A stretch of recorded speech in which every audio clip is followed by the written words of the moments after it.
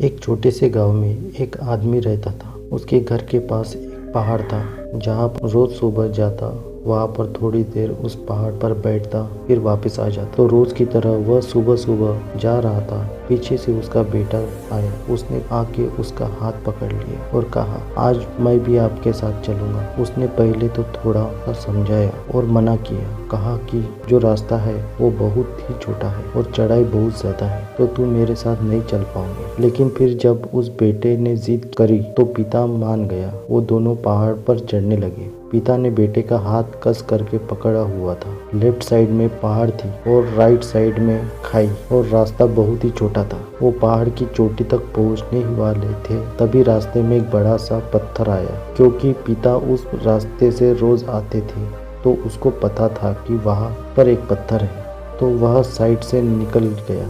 लेकिन जो बेटा था उसका ध्यान कहीं और था, तो उसका घुटना जा करके उस बड़े से पत्थर को टकरा गया। उस बच्चे के मुंह से एक चीख निकली और जैसे ही वह चीख, उसकी आवाज उन पहाड़ों में गूंजने लगी। इससे पहले उस बच्चे ने कभी भी अपनी आवाज गूंजी सुनी नहीं थी, तो उसे समझ नहीं आ रहा था कि ये क्या हो रहा है। वह अंदर से थोड़ा सा घबरा गया और उसे लगा कि शायद कहीं कोई जो छुप कर उसे देख रहा है और उसका मजाक उड़ा रहा है। फिर उस बच्चे ने बोला, कौन हो तुम? तो जब उस बच्चे ने उस गूंज को सुना तो उसे गुस्सा आ गया। उसे लगा कि कौन है ये जो मजाक उड़ा रहा है। फिर उसने गुस्से से कहा कि मैं तुम्हें छोड़ूंगा नहीं। और फिर जैसे ही उसने उस गूंज को सुना वह घबरा गया। उसके पिता समझ गए थे ये क्या हो रहा है। उसने अपने पिता का हाथ कस के पकड़ लिया और उसने पूछा कि कौन है ये जो मुझे तंग कर रहा है, कौन है ये जो मुझे इतना डरा रहा है। तो उसके पिता थोड़े मुस्कुराए और उन्हें खाई की तरफ देखा